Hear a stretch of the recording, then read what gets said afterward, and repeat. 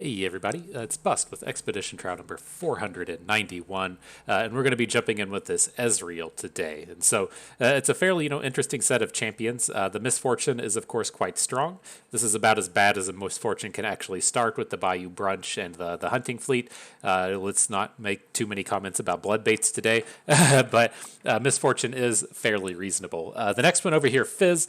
Fizz is quite strong when he's coming out of Bandle City. We used to really just not enjoy Fizz because the Bilgewater cards were just so bad. But now that he's out here joined up with everyone's favorite conchologists and loping telescopes and the like, he's much more powerful. He's really strong, and all of the go wide style decks out of Vandal City. Really strong champion. But we're trying to wax a little nostalgic as we are running out of expeditions. And so we are going to draft this Ezreal. And the cloning program one is kind of interesting. I've got the archetype pulled up on the site. If you're not familiar, we are just on ftpbus.com.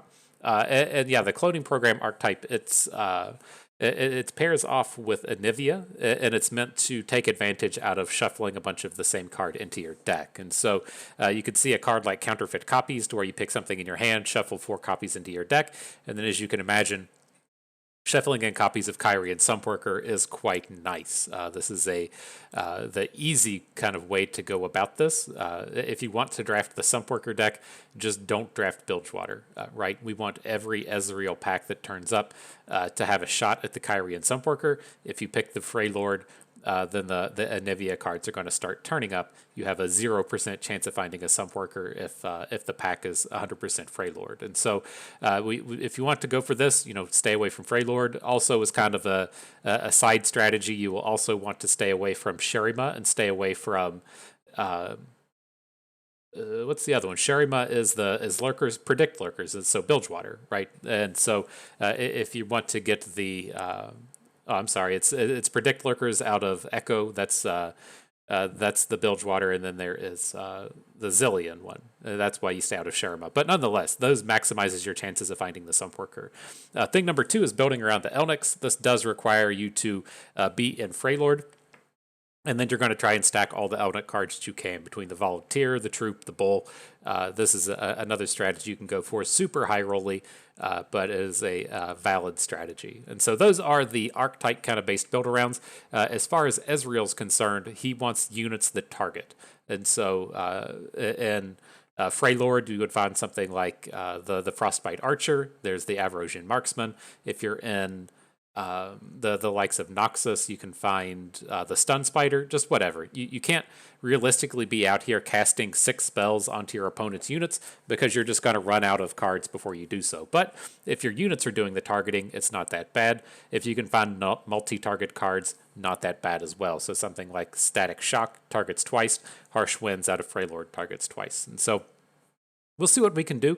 It's kind of like really archetype dependent, and what turns up on the second pack as to what we're going to do.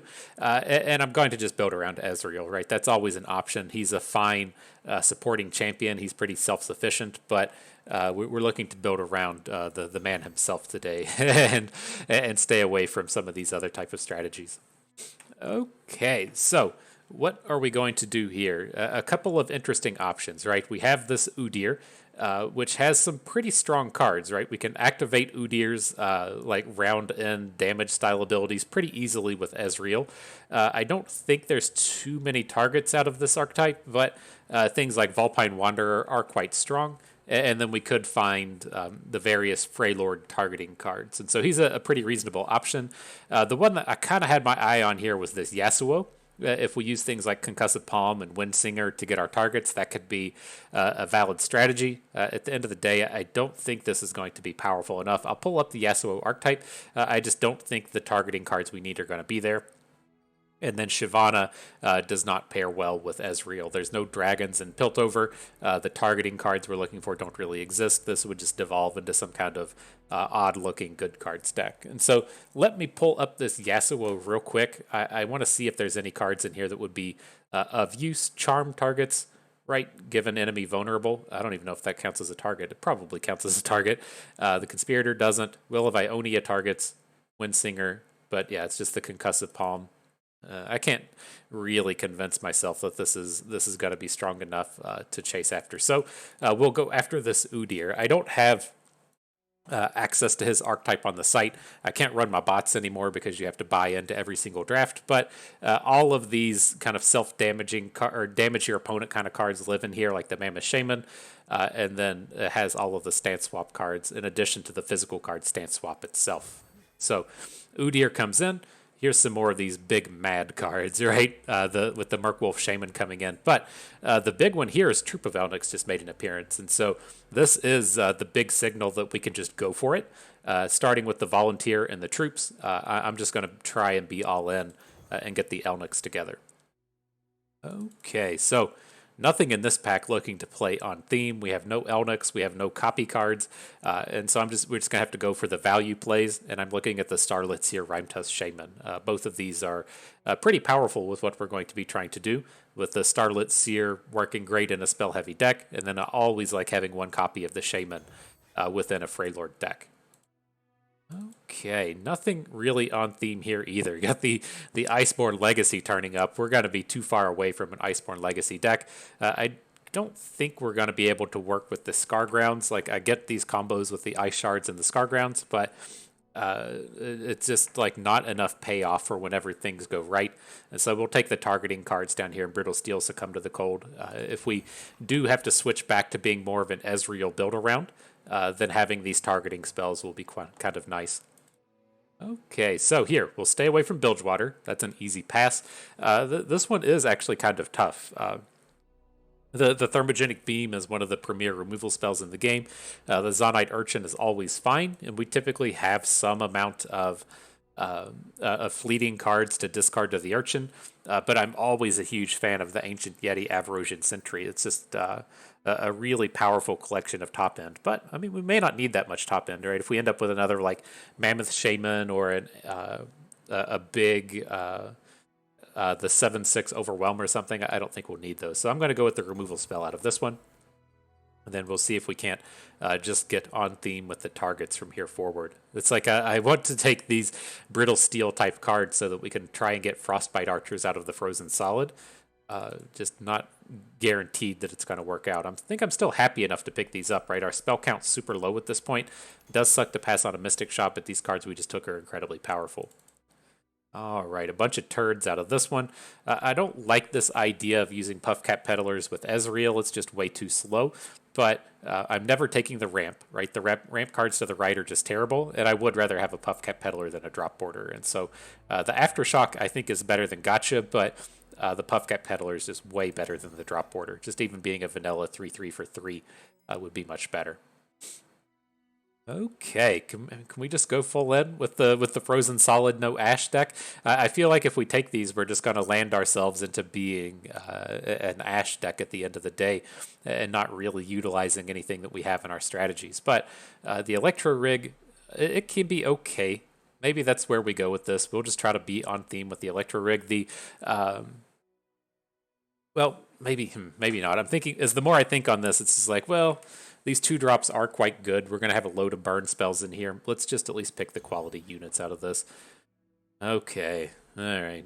I convinced myself. Here, this is fine. I love the Earthsign Spirit Walker. Plays fantastically as a piece of top end. And again, the Plunder shouldn't be too hard to hit. Okay. Here I'm looking at the Shaman's Call with the Tusk-Speaker. I don't want 2 Rhymetusk Shamans, and I don't like the Succumb to the Cold. And then the Cloning Program cards just haven't really come together today. Here's the Troop of Elnuks, though. I guess we're still going for it. Oh, man. It's so tough to pass up. And we got a Bull? All right. We're in. We're in on the Elnuks. Hopefully they make an appearance for us, but it's never guaranteed. It's a super high roll to get these things going. And here, I'm kind of interested in another Vulpine Wanderer. The thing that I usually look for with the Elnuks is finding a copy of Pack Mentality. You know, if everything goes right and you get this big collection of units on the board, it's still pretty easy for your opponent to just block. You know, you don't have overwhelm on anything, and so your stats just get kind of stalled out on. And we do find the overwhelms coming out of the Vulpine Wanderer, but I think given like the amount of 2-drops that we've picked up, like we have a lot of real ones. We have like 1, 2, 3, 4 good 2-drops, and so I could see us picking up, getting up to like 6 or 8, and having these strong curves to where we play nothing on 1, a 2 on 2, a 2 on 3, and then have the 2 mana built up for Troll Chant. And so something to look forward and build towards. Okay, so do we just want to get rid of Udyr? I think that's okay. I'm still kind of like on board with these frozen solid type packs turning up and still just drafting towards Ezreal. And so if we can pick up some Frostbite Archers, if we can pick up some Harsh Winds, it is nice with Ashe, but it also doubles up well with Ezreal. Okay, so you all know what time it is. We have to go and turn something premium. Let's take a peek at what we have available. Freylord and Piltover. All right, no commons. Forge Chief, you're gonna get there one day. Now that we're playing more constructed. No spells. Oh, Shaman's Call. We have one of these. Perfect, perfect. It sort of works, right? It generates 2 premium circles into your hand, and then you get to show your opponent the premium circles as they sit on the board at slow speed. Pretty good stuff. Good stuff. And so yeah, this is. It's come together. I feel like we've kind of half-assed a few decks. You know, we always talk about really trying to find one cohesive strategy and running with it. But we kind of like took some picks to hopefully find some targetable cards, which just didn't show up. We didn't see any marksmen. We didn't see any Frostbite Archers. And then, you know, we started with an Elnuk and took an Elnuk at pick 3, and then didn't see any until like pick 10. And so that was slightly awkward as well in terms of, you know, if we never saw another Elnuks, it would be pretty easy to trade away our single troop. But now that we've picked up 2 troops, we're really invested in making them work. All right, not a bad start, though. You might get some minor combos here with the Puffcap Peddler and the Mammoth Shaman, right? If we get to, you know, randomly spike a Puffcap and hit with the Plunder ability.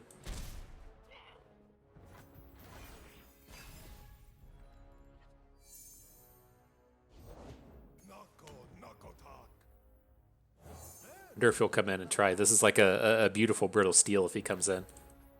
Nope.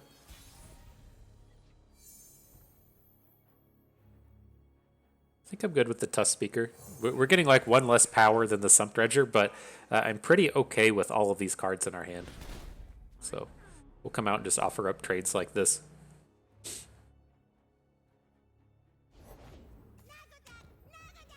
Brings in Gnar. Well, we have a Brittle Steel for Gnar, so we may be able to prevent the strike. Oh, not going to let us do it. All right, well, let's see if we encounter a Pokey Stick and have to deal with the flipped Gnar next turn.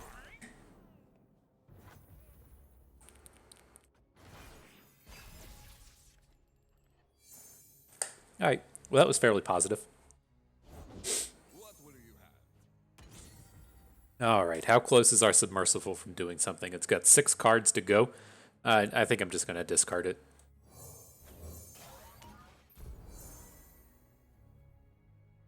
Still Troll Chant ready out here.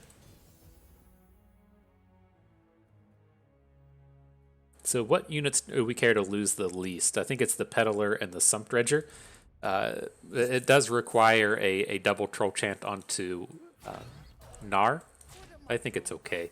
I feel like he's going to have a Troll Chant back at us, but I think that's okay at the end of the day.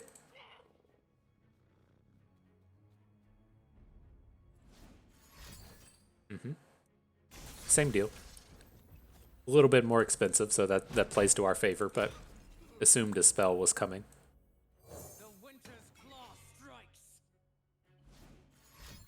There's the Pokey Stick. Big old Gnar making the appearance. But we have like a really strong open attack on the following turn here. We're going to have to get like 2 for 1 by Gnar if we want to go for it. But that's the way it goes dealing with this dumbass unit. So I assume that we'll just have to take it. But this is still a good attack. If he wants to take our strongest unit, it's the Starlit Seer. He does have the option here to now hook the Ruthless Raider next turn. It kind of is what it is. We got big damage in though, and we have lots of overwhelm coming in for our next attack. Blessings of strength and wisdom.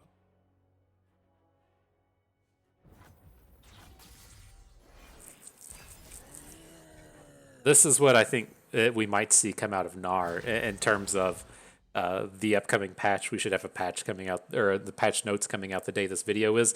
I suspect quick attack on the flip is not going to be a thing anymore. That feels like one of the more reasonable Gnar nerfs in terms of like having boards like this and him just getting like a straight value attack on our unit. Having to actually decide if you want to trade out your Gnar is something I think we'll see. As for the Ravine, it's going to drop to 7 and only kill 1 unit.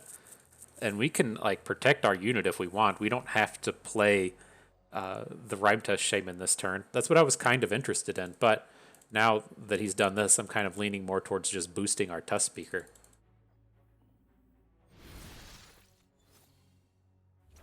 I'm going to give it the +2/+2 as opposed to the regenerate. We're trying to end the game next turn.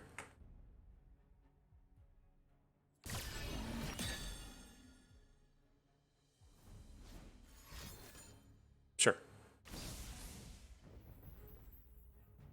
Unfortunate we didn't get to iterative improvement it before before the mini morph hit, but still pretty okay. Rip Gnar. Got him.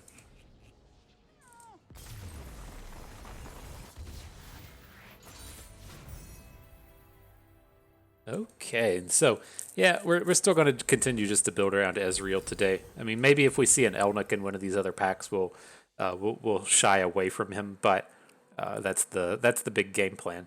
Nice to see Anivia turning up as well, but we're doing it. We're going big with you today, Ezreal. May never get to play with you ever again.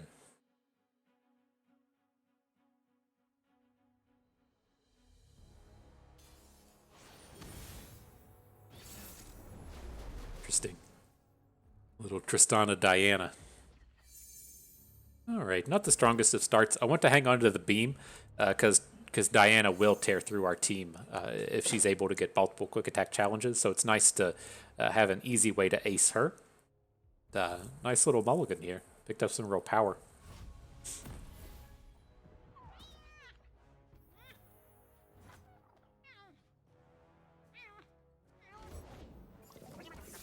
Sure. So the question we're going to find ourselves with is like, do we actually play a unit here on 2? Or do we want to get Ezreal down and then just try to Mystic Shot down his team? I'm leaning towards Mystic Shots now. He didn't do enough to threaten us.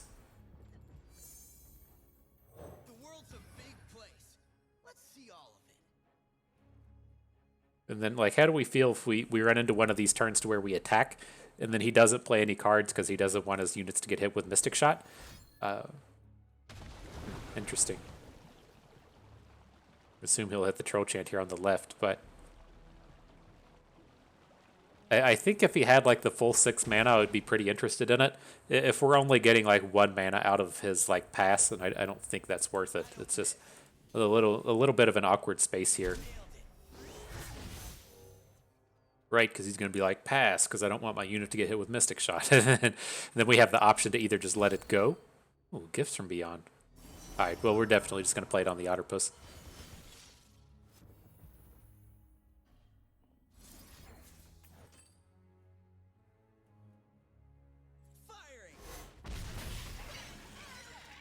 One thing to note with iterative improvement is this can target for Ezreal.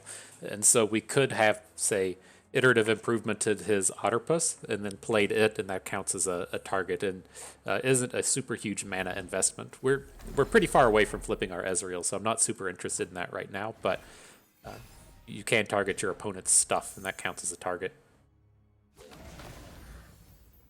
Not a lot we can do about this one.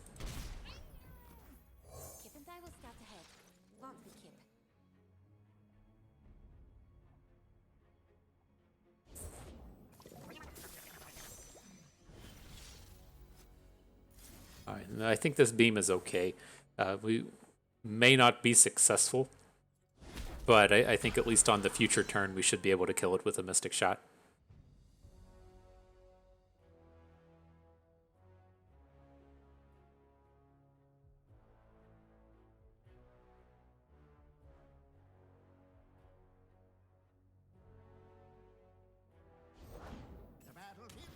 The Babbling Balladeers. You got it, my dude. Sounds dangerous. I'm in. Alright. Kind of interesting. We'll have to see what he plays. Like, I'm pretty okay with just discarding Mystic Shot to the Zonite Urchin. Like, especially if he hits it with the prank. If he makes a 6-cost Troll Chant, we'll probably just discard that to the Urchin. But I kind of wanted to see how we felt about needing to get Rhyme Test Shaman down this turn. I don't think it's going to be necessary.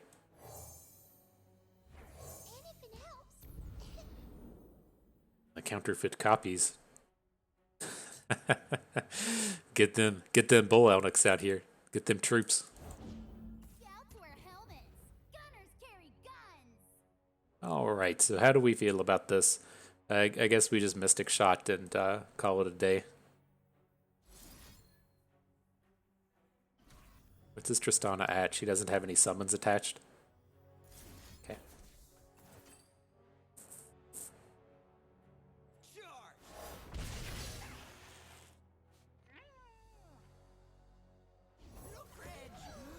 Got your first one. Bird.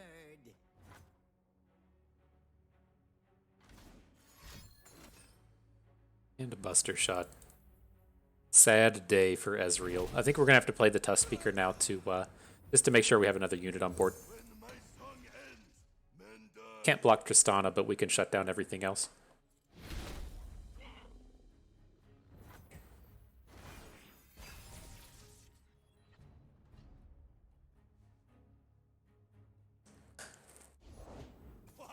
Good luck and plunder next turn if we can manage to get a point of damage in. Not really seeing where we're going to get that point of damage, but would be nice.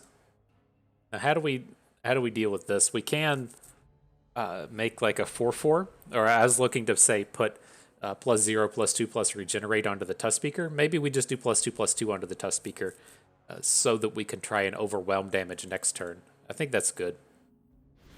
This is kind of a scary turn. We don't deal with these quick attack challengers, these quick attacks very well, and if he has some interactivity here, this is pretty bad.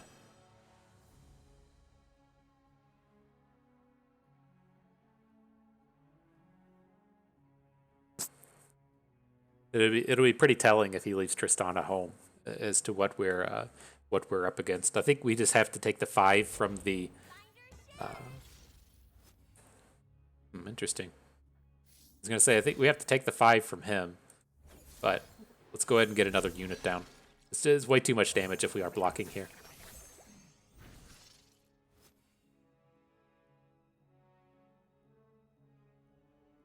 Wouldn't be surprised to see the Yordle Spear go onto Tristana, so both of his quick attacks are good.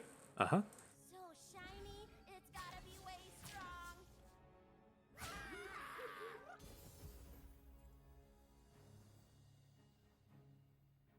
Against my tusks. Let's see. I'm innocent. Evil slow We're gonna be trading our units away. Let's at least keep the Tusk Speaker out of range of a Pokey Stick.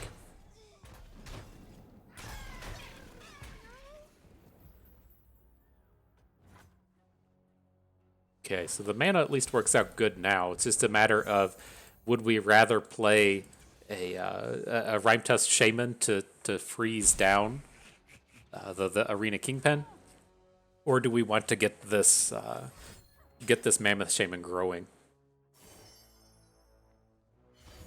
It'd be an 8/8 next turn, right? He flips at the end of the turn, round start, he goes up to 8/8. We could also just like prank here and try and stop whatever his big things are, but Great our glory, furious our anger. I think this is okay. Darkness hides in my path. Maybe not. Maybe not. Oh fuck, we're so boned if Yordles in Arms turns up. I guess it could just be on top of it. Is that on top of his deck or is that in his deck? 4, 5, 6, 7, 8. I'm not dead, but I don't think we can win the game on our next turn.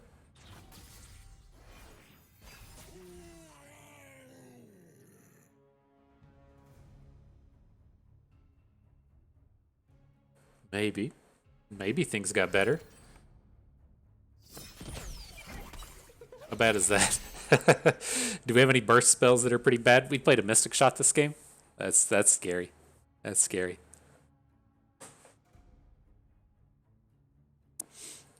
So yeah, this is tough. I don't know. We could have, like, the things that seem odd are, like, we had a turn where we discarded the Troll Chant.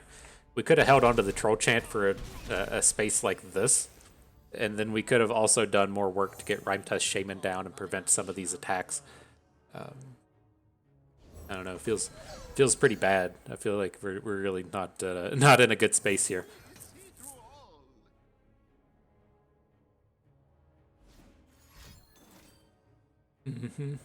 Okay.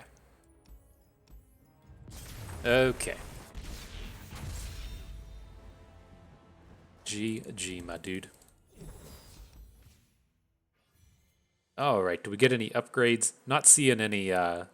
Not seeing any Elnuks, but we did finally find an Icevale Archer. That'll work for me. Okay. Yeah. Sorry we missed out on the old Monday video. I just got busy. Stuff happens. I did a pretty good job at not missing out on any of the videos. Usually I prepare a little if I know that I'm gonna have to be really busy on a day, and then I'm able to just make 2 videos in one day and just kind of space them out. But it didn't happen this weekend. I had to help some friends do some stuff, and things ran over. Didn't get to make the videos, but hopefully you found some wonderful content out there in the void. No FTP bust. Don't fret. Just look elsewhere on the YouTube. But all right, not a terrible start with the Ezreal and the Troll Chant. He's like a little expensive, but I think it's still a reasonable keep. And then the hand's looking much better now that we picked up the cheap bros. And oh, I was afraid if we win this one and then lost to the next 2, we may not get the opportunity to play a troop of Elnuks. But it's guaranteed now. It's guaranteed that we're going to be doing it. What's this? Sejuani Udyr Ashe. Okay.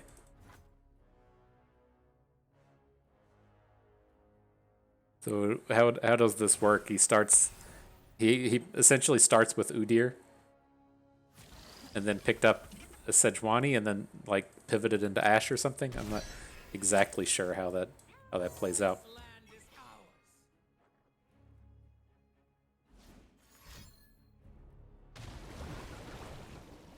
Okay, I saw the volunteer turn up, and I was like, oh no, we're not going to get to do the cool stuff today, but we still have a shot. I want to save like the volunteer for next turn, so we have like the maximum chance of hitting on the troop.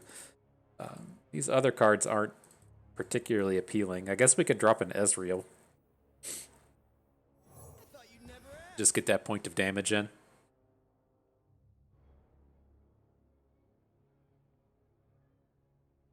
Look out, dude. I'm getting my point of damage in. I'm bringing it. Maximum pain coming through. I wonder if he ever gets to hit, like, Plunders because we attacked into the Bone Scryer. There's not any of, like, the transform units that worries me about. They all start at 4 mana, but you could hit, like, the shared spoils.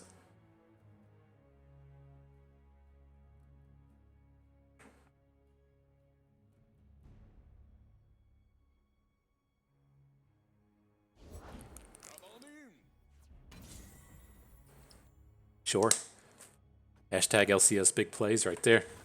Healing up the Bone Scryers, you could potentially do infinite damage like that. Potentially. Oh, we got the counterfeit copies. Shit's about to get real. Shit real soon. Uh-oh. He's tapped out. This is going to be a frown for you. With this block, we could put our 0 in front of his 0 for funsies. Sure, I'll take down the Otterpuss while we're at it.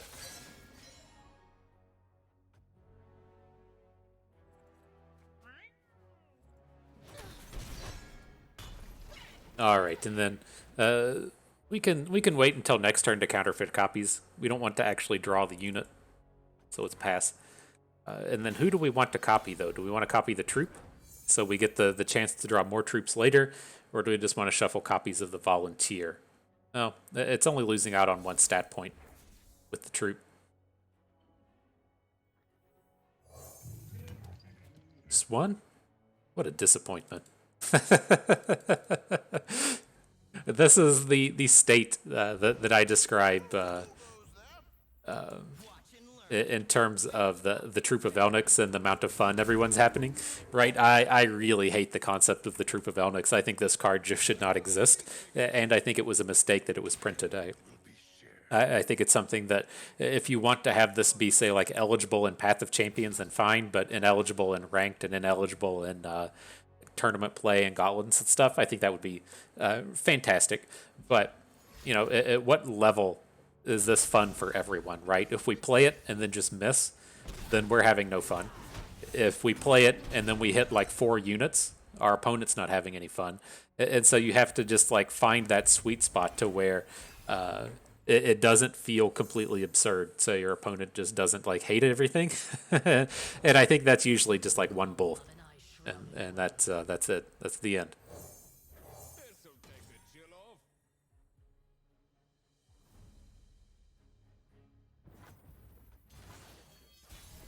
Okay, not a super strong board here.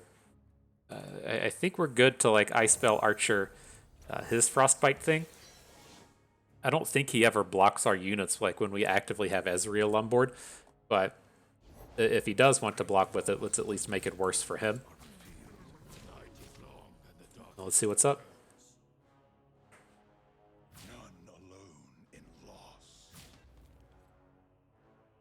Interesting.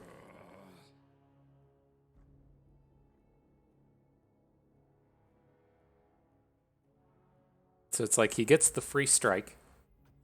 Right, the stance swap cheapens up. I guess he gets the free stance swap, we should say. But, like, we can react to everything here. So it's like, he says, I don't... You really play it now? Oh, that doesn't seem right. You knew we have the Mystic Shot. He has to have another card.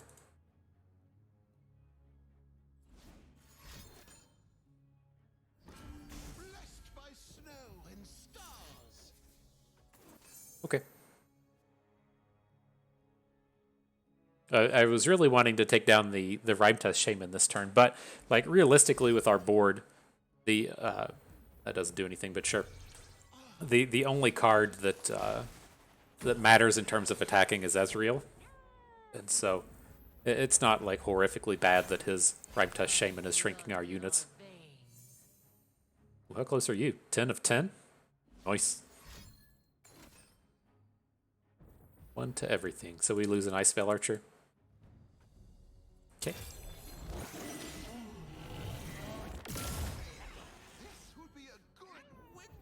So do we want to drop the Submersible here? I don't think so. We can still play our Shaman and have a Troll Chant this turn. Then we'll get to start doing the Shaman things next turn.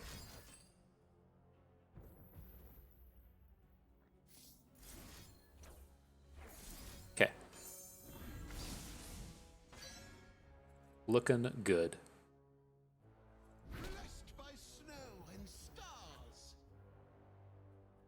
Looking good, I tell you.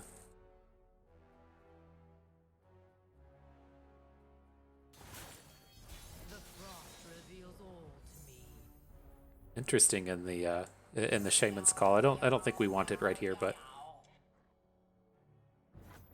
gonna bring us a lot of power on our next turn. Icy Yeti, come on. Okay.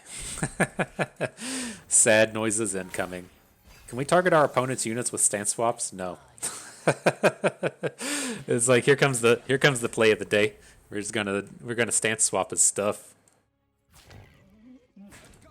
What's the angle here? This looks like a really shitty attack. Is Troll Chant okay? I think so. It doesn't save both of his units. It only saves one. Harsh Winds would be meh, but Troll Chant's not a big deal.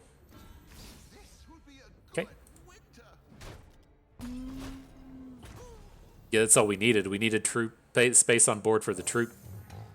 Nice.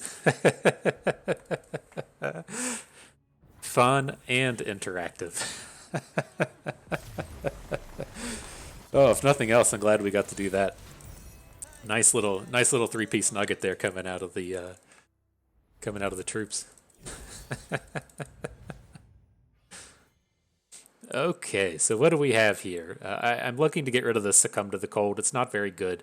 It's just a little too expensive, and the Thrall does realistically matter with this deck. If we're trying to throw Troop of Elnuks onto the board, we have a board space taken with Frozen Thrall.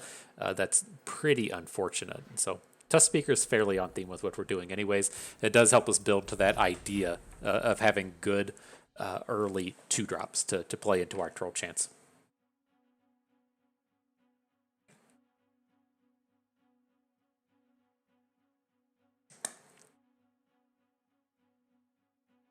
See, I'll tell you all the real reason we didn't get to make videos yesterday was because Tom Brady's back.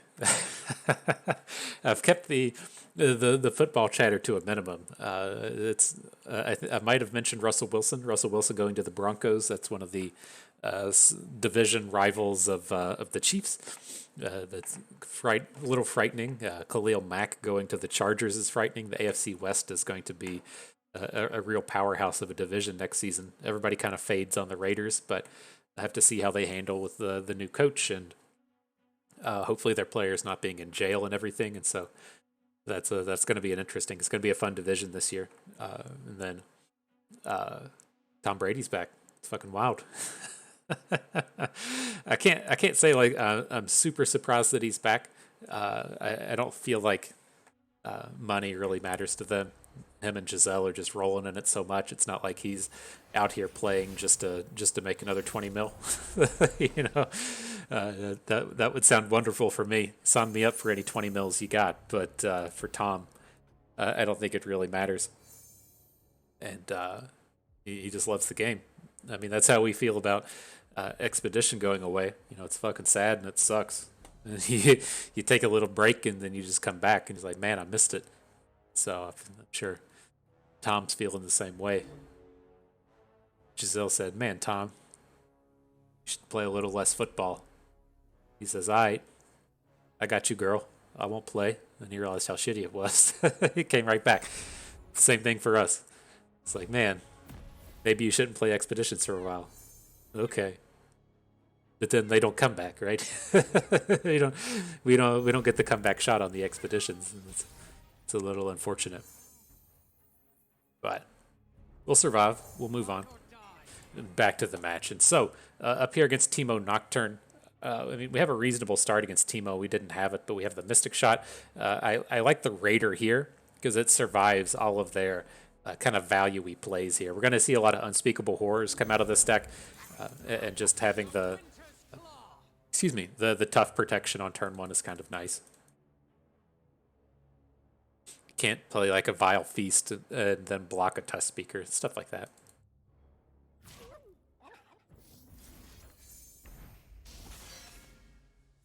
All right, let's build some board.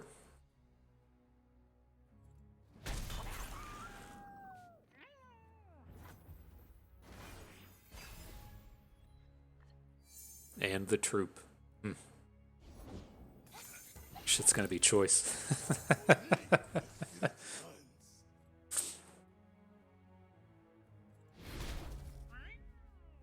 If he attacks, we'll trade with the 3-2. I love seeing him not attack here. It gives us an opportunity to draw a Troll Chant. Didn't draw it, but it also gives us opportunities, like say he plays the 4-cost Clump now. We could Mystic Shot the Clump just to get rid of it. We might get the extra damage here. Like if he plays another 2-drop, it's fine. We're just getting an additional trade. I don't think there's any reason to pass though. Or to open. We're not going to Mystic Shot anything here. Yeah. That was a pretty strong one. We want the 2-2 to the left, right? He's going to get a block. The Bark Beast is going to grow. And so if we're attacking into Bark Beast, we at least want it to trade.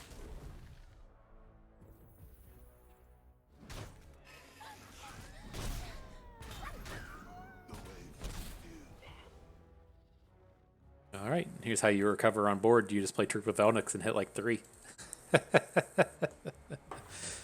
It's not going to be as likely this time. We don't have the the counterfeit copies did show up. I was going to say we haven't counterfeit copied. We haven't played the volunteer. What? We got 24 cards in our deck. Anything helps.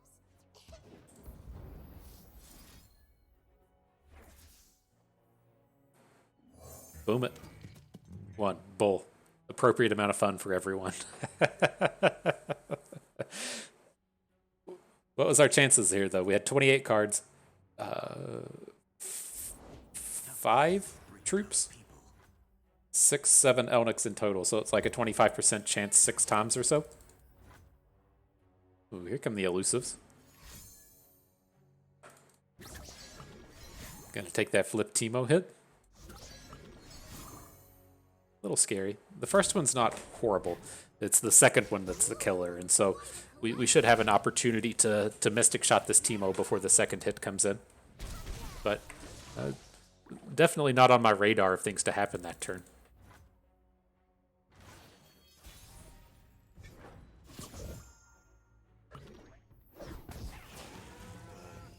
Okay, let's boom. He's not blocking with Teemo. He doesn't want to block with the Sting Officer.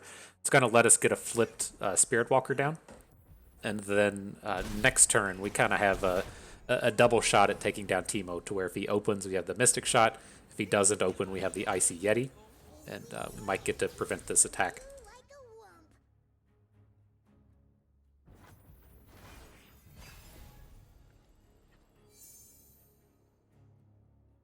And the troops saying, I'm here to party. I'm here to party. Let's go.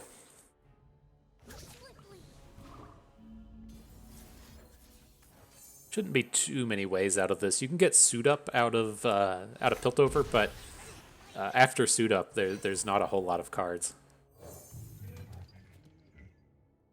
And 1 troop. Okay.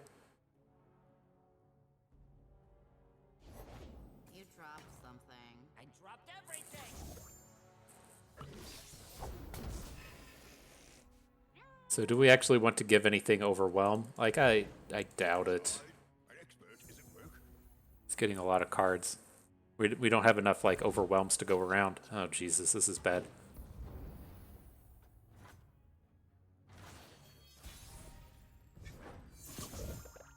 Four? Ugh. What happens if we copy the Earth Sign? Does this come down on the flip side? That's what this is going to come down to. Yes.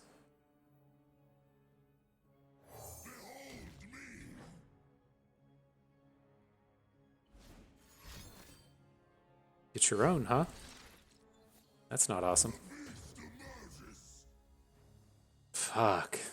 Just had it all. We got a boom, though. So we don't really want to play Brittle Steel this turn, right? His 7/7... Oh, he blocks on the Earth Sign. I thought the 7/7 was like 100% going in front of our 6/5. But then we could Brittle Steel the 7/7 next turn. But falls to 2. Okay. We could have stopped like one of these attacks, but I'm a little bit more worried at this point about him playing like a Sting Officer or just anything that has elusive. I prefer to prevent the damage here as opposed to stopping that combat. 1. Okay. Got to draw the card with the Submersible. It's kind of scary.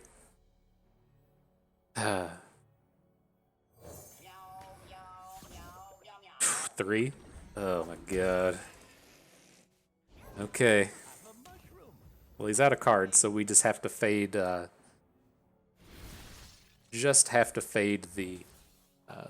puff cap draw, and then whatever his actual draw is. We like mathematically should be okay, right? We got like 1.5 damages now, even if he gets up to like he's at 2 damage now.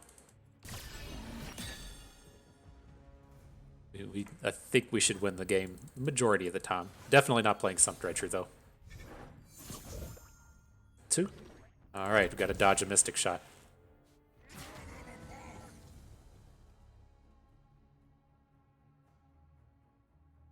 Did we do it? Did we dodge? He's thinking real hard on this card in hand.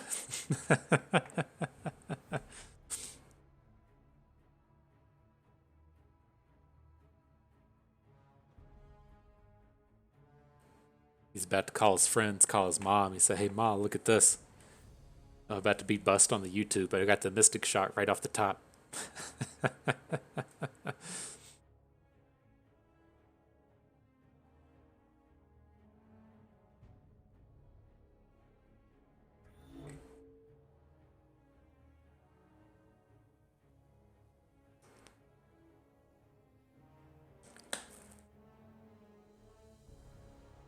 All right, maybe we just got the rage quit. He called his ma down here. He said, "Ma, I'm going to draw the Aftershock. I'm going to get him good." And then he got.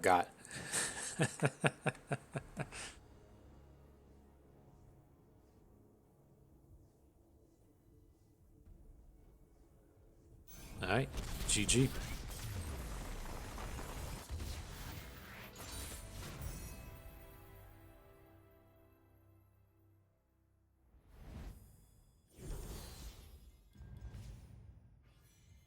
Okay, more Ezreals. God, this is a bad Ezreal. It's tempting to pick up the Practical Perfectionist. Like the problem with the Perfectionist is it doesn't really play well with the Elnuks, right? The Volunteer is okay. It comes on the board, shuffles stuff into our deck. The counterfeit copies, it's not great, but the idea works. But the thing with the Practical Perfectionist is like we have to play a Bull Elnuk and then copy it, and that sets us behind with the troops, or we have to play the other one on like turn 3. It doesn't work out that well. So I'm just gonna go with the Ezreal down here. I don't like Death Ray as a card, but whatever. We'll get the full Ezreal stack today. All right, off we go. Oh man, the news I haven't touched on was the Deshaun Watson news, and I really hope with him. What I think would be just fantastic is the NFL has said nothing about Deshaun. He did just get cleared criminally, which is fine. You know, everyone I guess should get their day in court. Still sounds like the dude is a real shitbag, and so what I would love to have happen is. You know, he comes out here, he gets traded, someone just dumps like, you know, the 3 first-round picks and whatever else that the Texans are asking for the Deshaun Watson trade, and then as the season comes around, the NFL's just like, nah, you're a shitbag, get out of here. And so I don't know, I don't know if I should feel that way. It's always like rough, and I try to give these people the benefit of the doubt, to where if it was like one masseuse accusing him of, you know, being inappropriate, you know, maybe there's something there, maybe there's a misunderstanding. I don't know. It's I don't want to have to judge too hard when there's, of course, you know, life-changing sums of money on the line, but you know, give him a little bit of benefit of the doubt.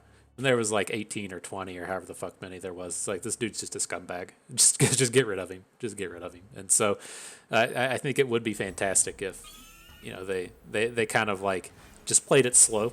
You know, sure, you can trade for him. Whoever wants to pick up the scumbag can do it. And then at the end of the day, just be like, nah, you can't play football today. I think that would be fantastic, but let's see how things play out.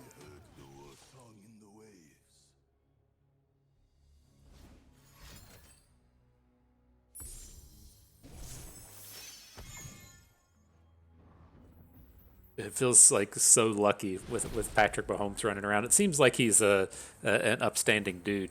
The rest of his family seems to be I don't know, not handling fame as gracefully as you could. But I still feel like if I was a 23, 24-year-old and my brother was online to make about $1 billion. I'd probably be doing a lot of shithead stuff too.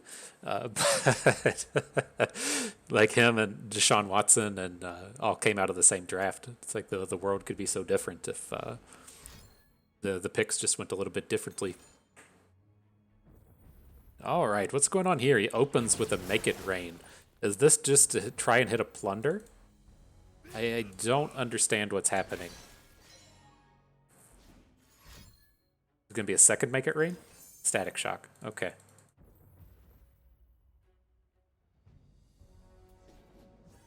I kind of want to Troll Chant through this. Like, we have the second one ready to go. Okay. It's not amazing, but we're getting, like, really close to lethal. This guy's board's garbage, right? He just played a bunch of spells, and all he has is just the little Fleet Feather Tracker.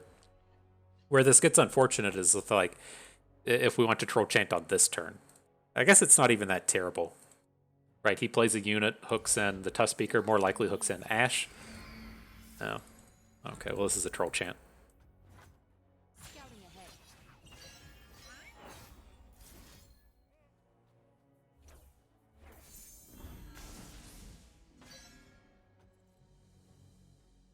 Alright, Quinn, you can do your thing.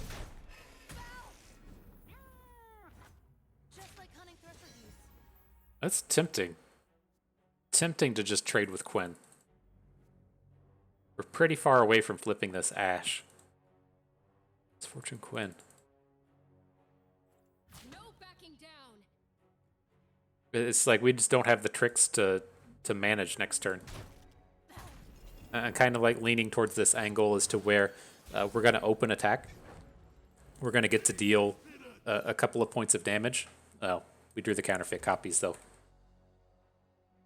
The angle that I was looking at here was like we attack with the Tusk Speaker, he blocks or doesn't, whatever. We deal a couple points of damage. We get the Spirit Walker this turn flipped. The next turn we have the Icy Yeti, and then we can open with the big Overwhelm team, but we're playing the Elnuks today. I accept it. I accept that. Could have been worse. So we're looking at it just being lethal, right?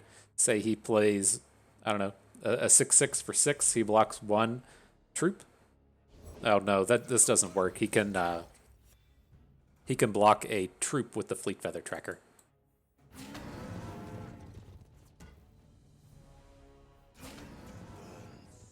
So we do this. He puts the Fleet Feather in front of the troop. We lose 1 to the Vanguard Sergeant. He takes 6 and falls to 1. Okay.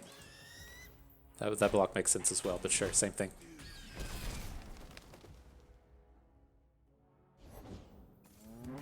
Where's he getting this? Where's he getting the volunteer Elnuks from? How did that happen? I don't know what I'm missing with him.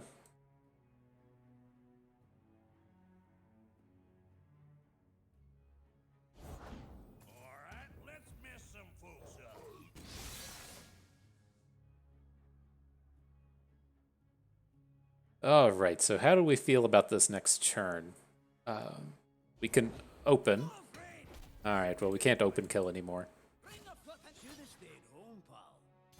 was trying to see where we could get in terms of the Shaman's Call and being able to get 2 Overwhelms on the board. How does this work? 6 plus 5 is 11. Is that how much we have? 8 and 3 is 11, right? Okay, that gives us another angle if we hit a unit. Yeah, that's the stuff.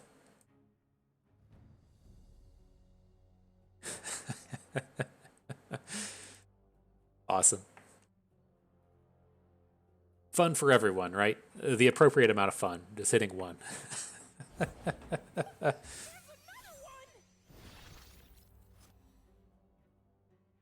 All right, I'm not the hugest fan of just opening here, or just attacking here.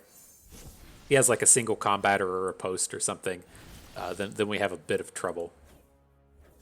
So let's boost up some Elnuks here. I don't necessarily want to spend the stance on the good one. if he has a concerted strike as his play, then he just gets to automatically kill our good unit. But if we get to spread these out on our less good units, then if he has like a concerted strike play, then we're going to win the combat with the Icy Yeti. The damage shouldn't matter here. I guess it does open him up to say like having a sharp sight onto the volunteer Elnuk and blocking that way, but I think the majority of the time, spreading this out on our slightly weaker units is the way to go.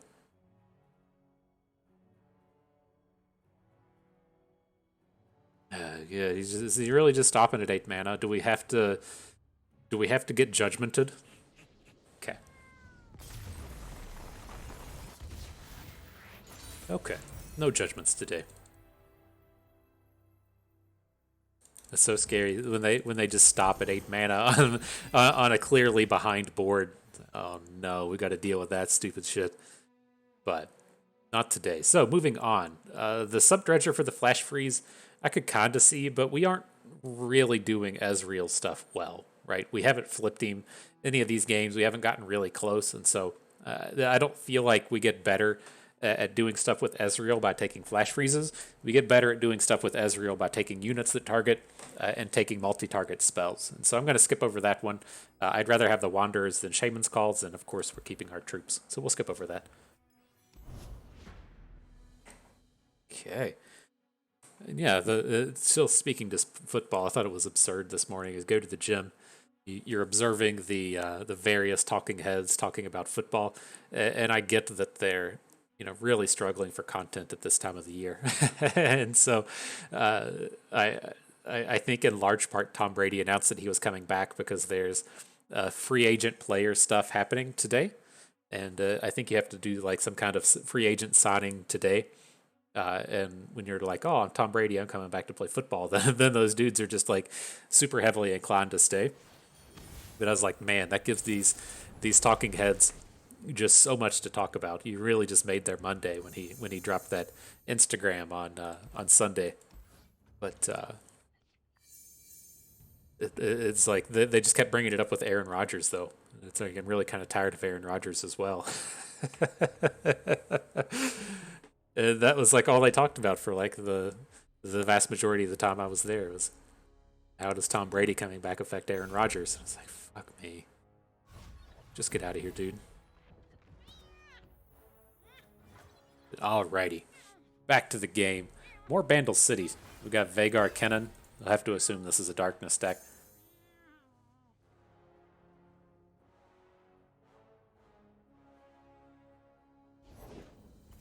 Dark Bulb Acolyte. Sure. My unit is bigger than yours.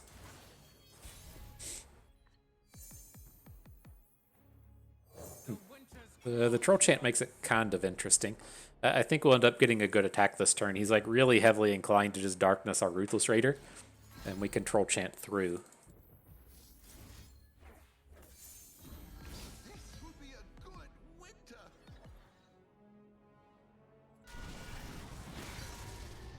So he may end up putting a point of damage onto our Starlit Seer to try to play a darkness on it in the future. Maybe, maybe not. Looks like not.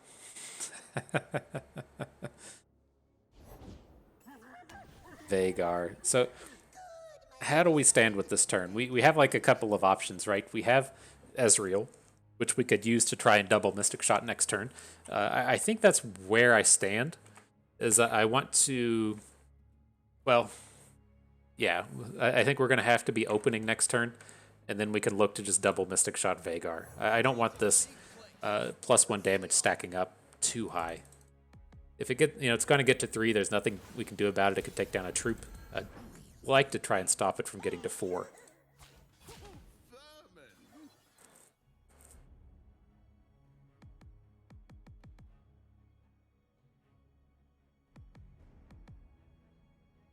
Is that the way to go? Should we just be playing burn spells to face? That's always an option. He recalls the Ezreal.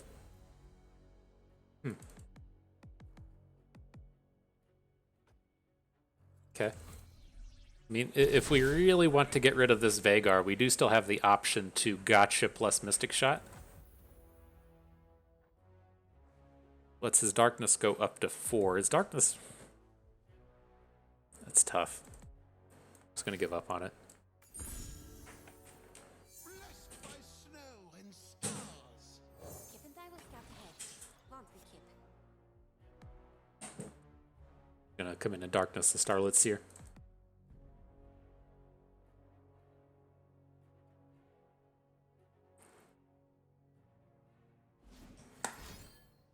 Sure. Okay. So this at least kind of leaves us in a spot to where we can like maybe Mystic Shot something small if he plays one of the little darkness generators, and then still play Troop of Elnuks. I am here until I am no more. Alright, we hit one. Meaty sized here. The +1/+1.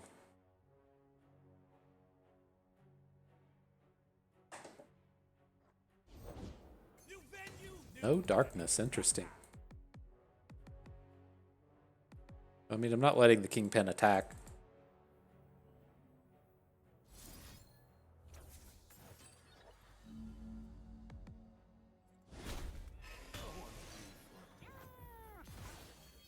So now we have another pretty reasonable open.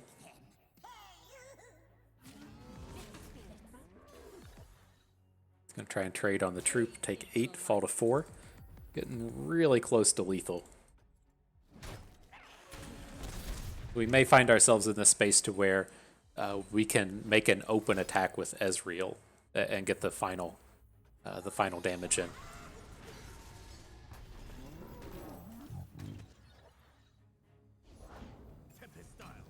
Sure. Maybe. If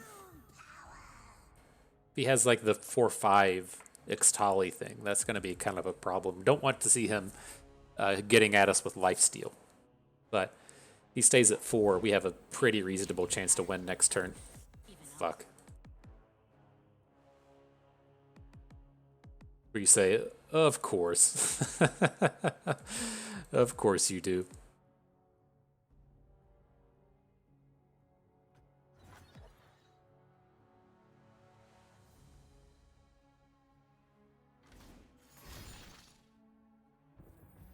Make the darkness your home. Okay, Vhagar gets the flip. I'm gonna play this overwhelm thing onto our 4/4, and then see what he does. I mean, he's probably just going to attack, right? That would make sense.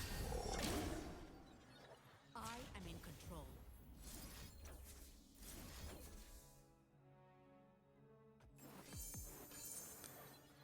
Okay.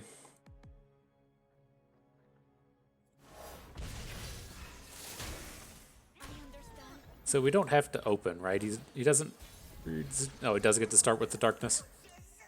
It's not lethal though.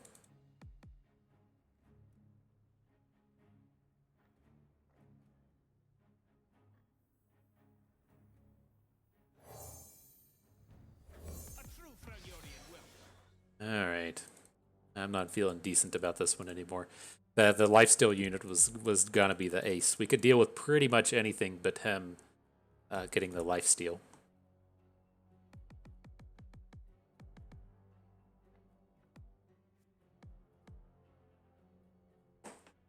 But we'll still keep at it. Maybe we'll find ourselves in some kind of sweet situation to where we lost our overwhelm. I was gonna say maybe we could get the overwhelm and Faster than my arrow?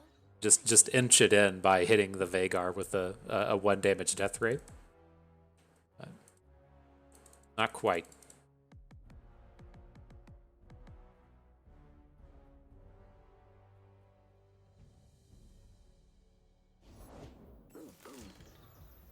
Don't blink or you'll miss me. All right, now we're a mana short.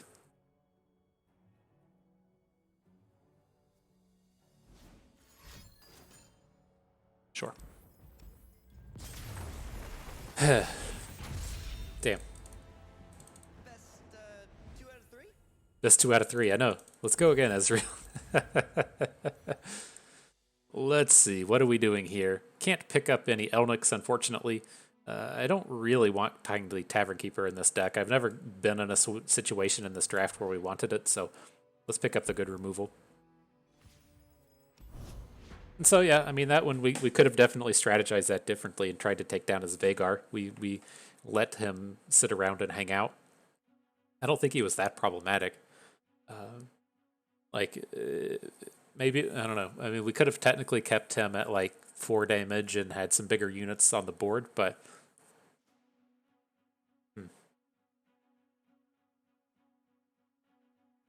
it just feels like there's so many times to where, you know, you play Vagar at that point just to get a darkness and to soak up a bunch of spells. You know, it's a fairly easy 3-for-1 because he doesn't do a ton until he comes down and flips, but tough. All right, back to the action. Starting against Nasus Senna. See if he's going to bring the serious spell slays on us.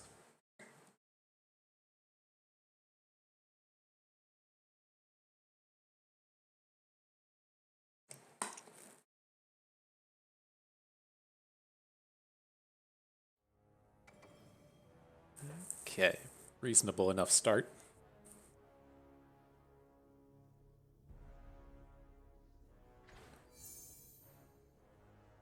I have to see. I'm curious if you can get like Runeterra art in the paper form. I've been looking at magic art these days, and then I like the magic art of my time from forever ago. The things that were nostalgic to me.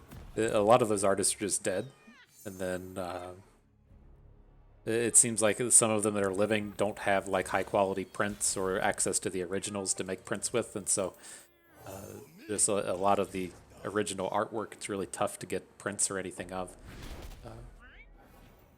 I mean, I guess if you're, you know, in 1995 making magic artwork, you're probably just really stoked to get like $100 out of it or whatever the going rate was.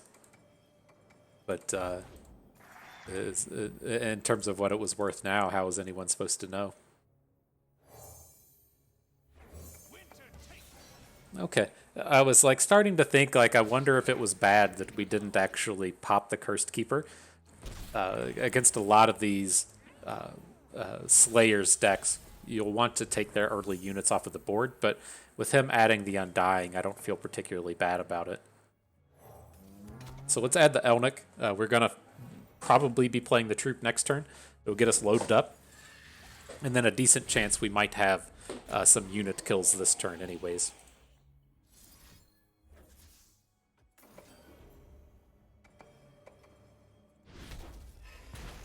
So we'll be trading the Volunteer for the Spirit Leech, chunking in 6. Not bad. This isn't the place where you want to be playing for value, right? He's starting to get overrun on the board. Probably doesn't know that we're about to drop the Troop of Elnuks on him, but... I am here until I am no more. Damn. All the darknesses. Good Troop. Good job, my dude.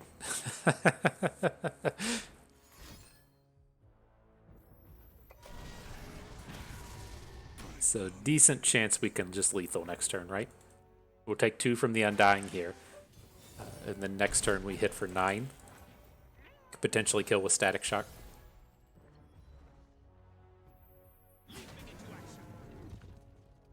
Gaze into the light.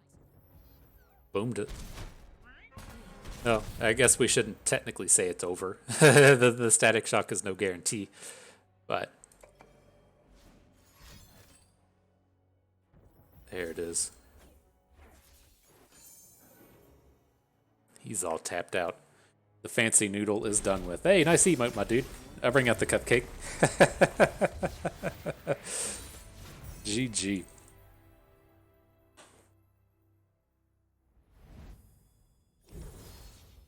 Putting these purple squares on my screen. Come on, small indie company. I know.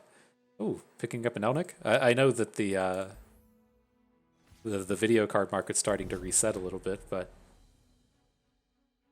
They gotta be out there testing on these. Everybody's not playing on mobile phone.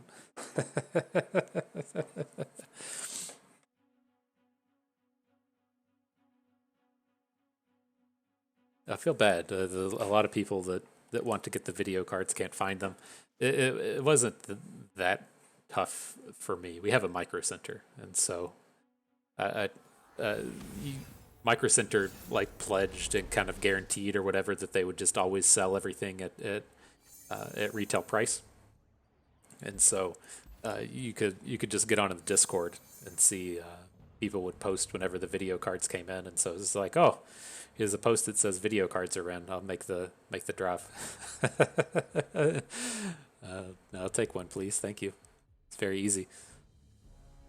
And they also had some kind of some policy as to where you could only buy like one card a month, and they were pretty diligent and strict in ensuring that policy. I'm sure you could, get your mom a copy and get your girlfriend a copy if you want to purchase a bunch of video cards, but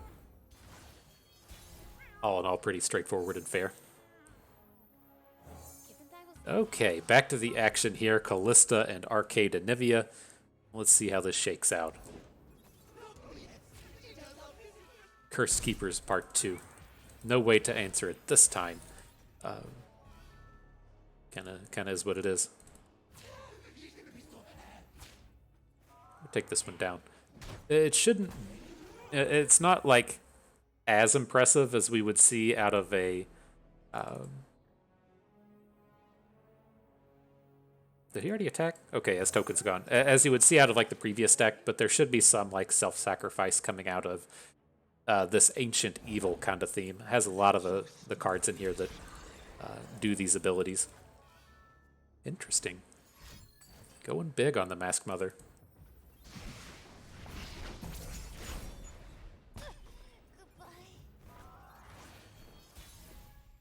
Still pretty interested in attacking into it. Let's see where this gets us. I don't think we ever Troll Chant this turn. I think if he plays like another big unit, we just end up trying to trade into it and shooting it down with Mystic Shot. Okay, that's fine.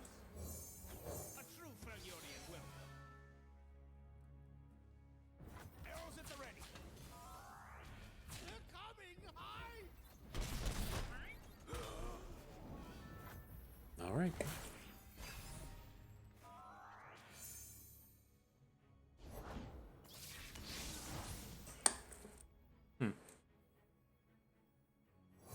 It's a little bit of an awkward time to play the Earth Sign, but it's just so good on this board.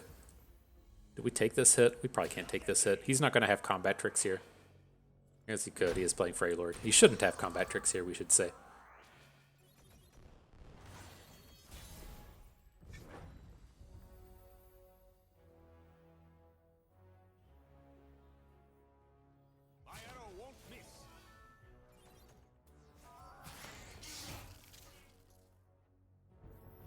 Alright, not quite willing to throw down the Troll Chant. It's like I think we can build up to a 2-for-1 with it. Looking to just start adding the different cards and try and win with the Submersible. So we got our Plunder in. Got Big Bro Tusk Speaker here. And then do we want to stance swap? Probably not on this board. We can do the point of damage. If he attacks, we can block with the Tusk Speaker. And then we can try and overwhelm our Icy Yeti. I think that seems pretty good.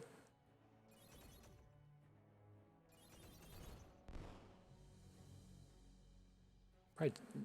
There's no reason to just take the Cloven Way damage.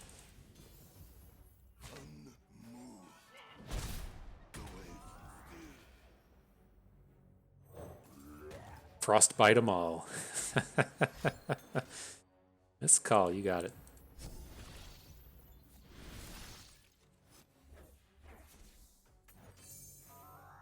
To 8 cards for the Submersible. You're close. You're close to action.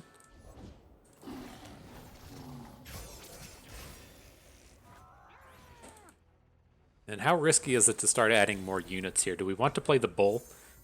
Ugh, that's an Ashe. That's a different story. All the world on one arrow. Not a particularly strong Icy Yeti.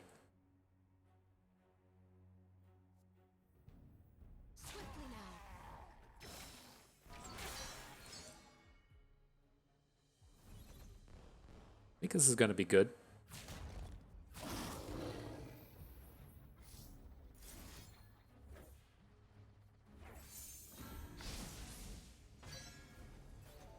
It's tough for them to have like super relevant combat tricks coming out of this.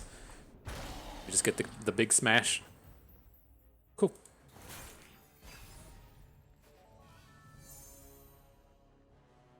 I think we might have done it. We might have made our way to that final battle. Could have something weird happen. I don't know. These decks play Rasas sometimes. lots of weirdo things can be coming down, but I think we're okay. We'll lead with the 5/6 Bull. Can block everything he does. We're definitely playing Submersible this turn though. Then we'll just open next turn.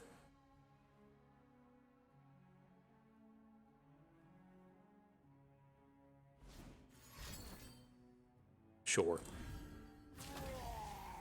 I mean, this is stupid, but I think we have to block. Like one of the few ways we'll actually lose this game is if he has an atrocity, and so let's just make sure we don't get down to 7 and then nugged for another 7 next turn.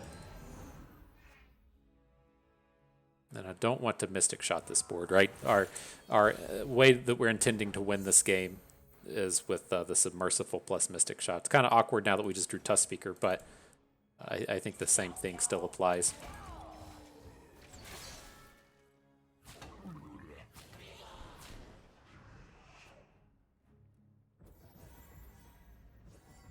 Okay, we'll wait till after combat. I think, you know, there's a realistic world where we run into like Mystic Shot, run into lifesteal cards that are problematic. So I'd rather have this stuff on the stack. Now if he wants to play a lifesteal, we can Mystic Shot him down. He only has 4 mana as well, so he can't be playing like Grasp of Darkness there. But it's like if we go for the kill and he Grasp of Darknesses and then plays another heal, it gets fairly awkward. Okay, get ourselves into that final battle.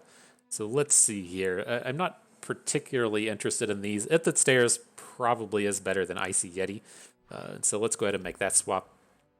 He is quite powerful. I don't give him enough credit. Here, let's pick up the Merkwolf Shaman. I haven't been like super impressed with Sump Dredger here, and this is a real unit, and so happy for that. All right, I want the Shared Spoils. The Ruthless Raider is an upgrade over the Puffcat Peddler, and then the Spirit Walker can stay. He's been pretty good for us. Never trading out Elnuks. The Three Sisters is pretty good. It's like we haven't come very close to flipping Ezreal whatsoever. And so I'm not like really amped about the improvement. And I think we do have like the 2 beams. I think we're good to just hold on to the improvement here. I'm going to skip that one. And the last one, I like his Merciful, our 2s and our troops, so we'll skip over that. All right. Final battle incoming. Started off a little shaky, but getting close here in the end. It's a little unfortunate we didn't find any more Elnuks, but we did what we could. Took them all. Every one we seen, we went out there and just picked right up. So, maybe we'll drop a lot of fun on an opponent here.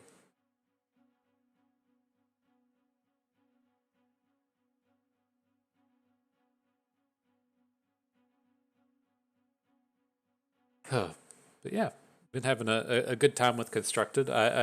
I'm curious as to what happens in the patch. I'm pretty sure a patch comes out tomorrow, or the patch notes. As this video comes out, the patch notes should come out the same day, and then the patch is hit on Wednesday. I think that's the way that these usually go. And so I think, wasn't the roadmap thing at like the middle of February or at the end of February, and then the last patch was at March? I don't remember. Let's see. Let's take a look. Cancel this real quick. I'll give it another shot before we run into the Porobot. Click on the old news button. Yeah, 3.1. So at 3.15, they should have the next set of patch notes, and I'm pretty sure that was supposed to be a big one. Oh man, today's pod day. Look at that. I didn't even realize I brought up the 3.11 day. I brought up the Mario day. Forgot all about the pod day. No, but I'm interested in seeing what they do as to like what degree they plan on answering Bandle City, and then more so, uh, how far along they're looking at like revisiting the older champions and the older cards, and so if how the kind of like cadence will things will go. This would be the kind of space to where they would, answer Bandle City, right? Because they, or I guess not on the whole, but at least the Gnar problem since he just came out in the last patch. But I'm curious what comes of that. If this is the kind of space, like the long story short, like would this be the kind of space to where they are looking to rework, say like Katarina, or is this the kind of space to where it would be a just an update based on the current like state of the meta? And so that kind of like pushes into, well, would like the say old champion reworks maybe come around just like once or twice a year, or how that kind of cadence goes. Scores to settle, cooks to kill. You know All how right. it is. Well, it's battle action. You didn't want to get in there. You didn't want to. You didn't want to trade.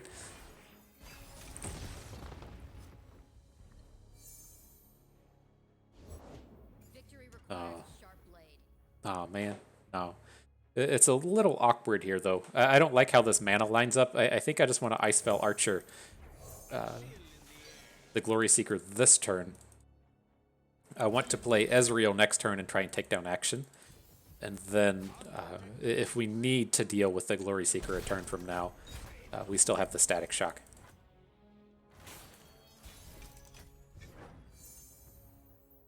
The world's a big place. Let's see all of it. Lame. You know what you are, dude? You know what you are? Leave nothing. Lame.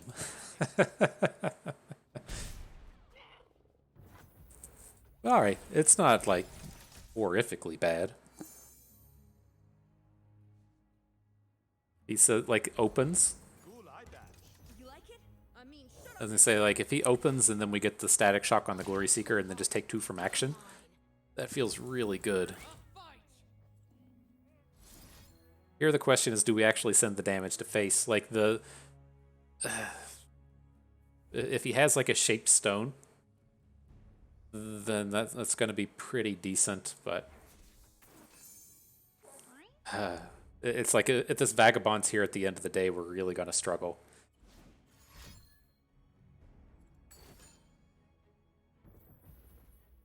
Did I hit action? Or is he he's striking with action, right? Okay. It's like those little circles got all overlappy, and I couldn't I couldn't tell if we actually hit the Glory Seeker.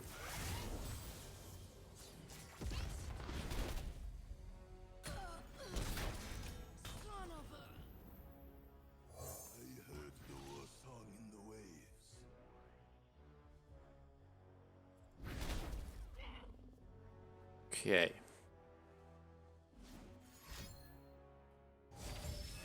So how do we stand here? Like the action is fairly ignorable at this point.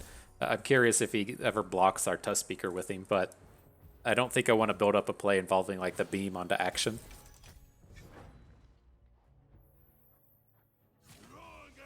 You're a different story though.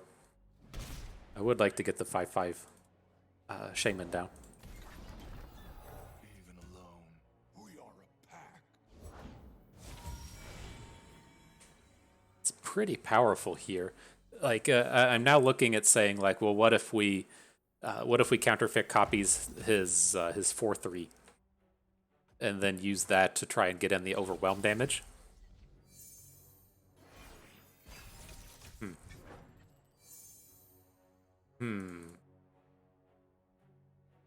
The Spirit Walker changes that story though. We have the overwhelm and the Rager. And so now we can look to iterative improvement our Tusk Speaker, play the Tusk Speaker, deal the damage to everything, then follow up with the Spirit Walker. And then we have this humongous pile of overwhelms coming in next turn.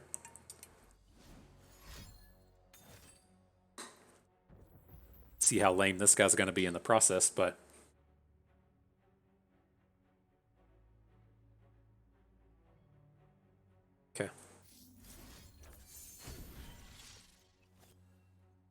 Nope, there's nothing we can do about the Siphoning Strike.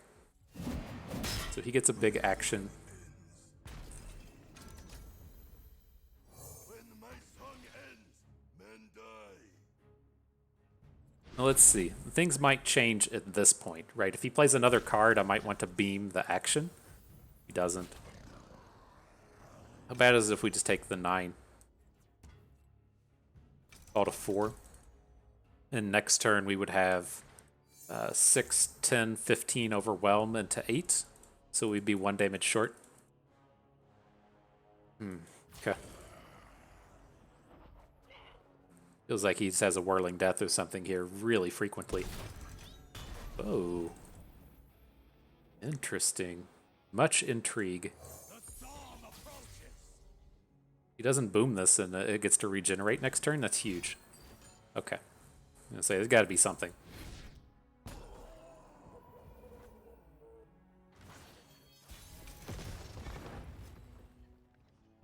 Now, how do we stand on this board? He has to do like some amount of blocking, right? If we just open. This is 10. If he only blocks with the Clockling, he gets lethaled, but he does have a good action block onto the Tusk-Speaker. And so I'm leaning towards just playing the Volunteer. And then we'll send a 5 damage beam at action.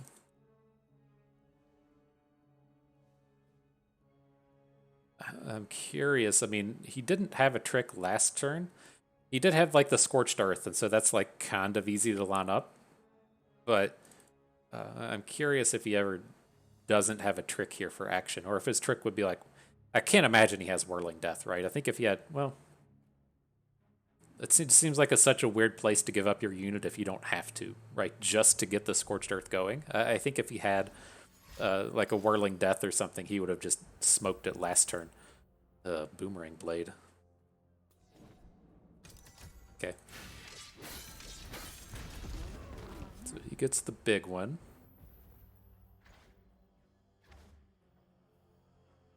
What's he doing? Strongest ally, sure. Draw 2 for the +2/+2. The +2/+2 is kind of abysmal. Do we ever switch to just playing Ezreal now? I think that's where we're at. Don't blink or you'll miss me.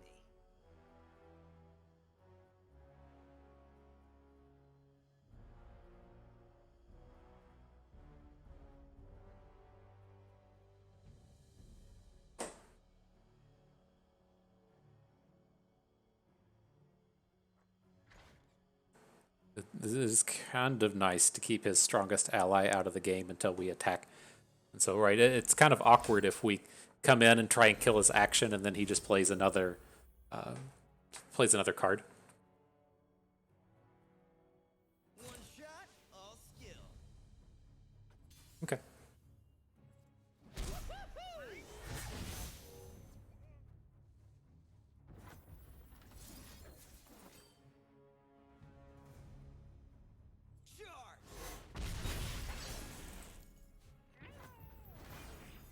All right, not that bad. Couple of dim bulls.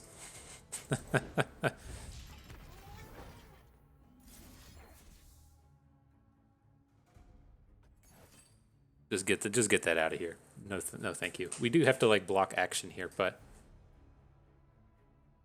can't deal with him. Uh-oh, this is bad.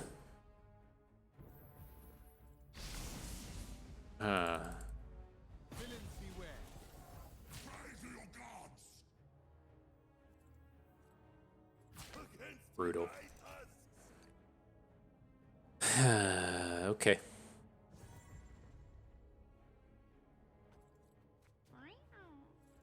I don't know. We have to like hit a troop or something here. We have to have something go well. Rite of Negation's bonkers. Well, we can play like 10 mana worth of units, but I don't feel like that's enough. Can we ever get around the action? I don't think so. Alright, Ezreal it is. We'll just have to play some units and block and hope that we don't die before our next turn rolls around.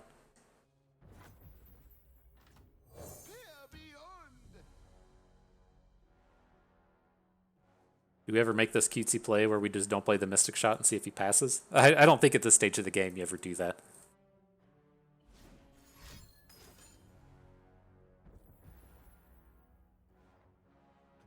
Okay.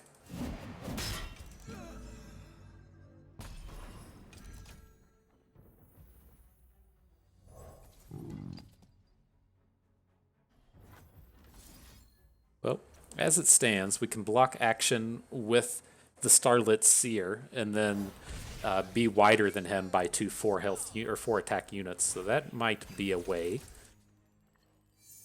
Brittle Steel. Fuck. Let's not ruffle our feathers. Yeah, 2 dead cards in hand. That's not that's not ideal. Give me that troop.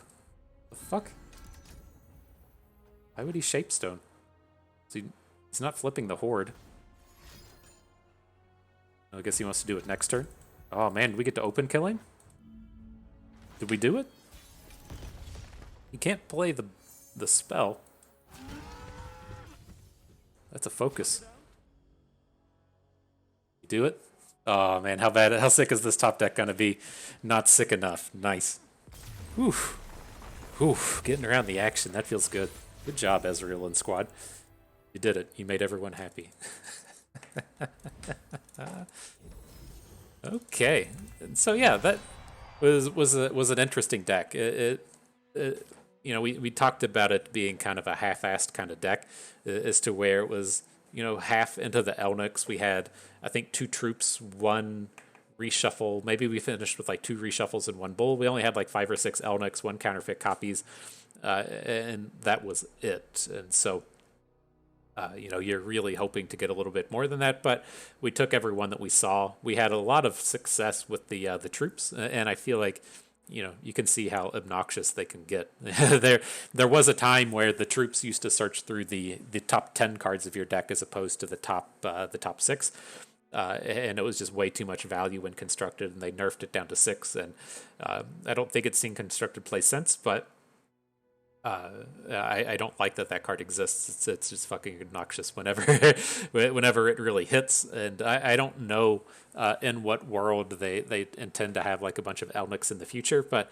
I think with the troops they should probably just say this is, you know, Path of Champions only, and just never worry about it. That does, you know, kind of open up some interesting design space in terms of doing stuff with Elnuks without having to build around the troop forever, but you can see in there where it's obnoxious, and you know, getting 3/3/3s was the best we did, but 3/3/3s for 5 mana is a pretty good deal, and so that was key number 1. And then the other half of the half-assing we did is we didn't get enough of the Ezreal cards together. At no point in the trial was he going to flip, and you have to be hitting the Frostbite Archer, the Avrosian Marksman, the Static Shocks, the Harsh Winds, and just have ways to either multi-target or have units target. And we weren't there. We still got plenty of value out of Ezreal, but getting him to like flip and really pop off with his level 2 ability just wasn't something we were able to do. And you know, we angled towards it, right? You can do that with a lot of the Ashe cards, and then I think the reason I was mainly interested is I think the cloning program at Nivea has kind of everything that we were looking for in terms of what we could hit. I think the Avrosian Marksman lives there, and then that's of course where you find the troops and the Bull Elnuks, but just didn't quite come together. But we still had enough to pull off a 7 winner at the end of the day. And so I think the last piece to kind of take out of that is the strength that you get out of a lot of these Overwhelm draws.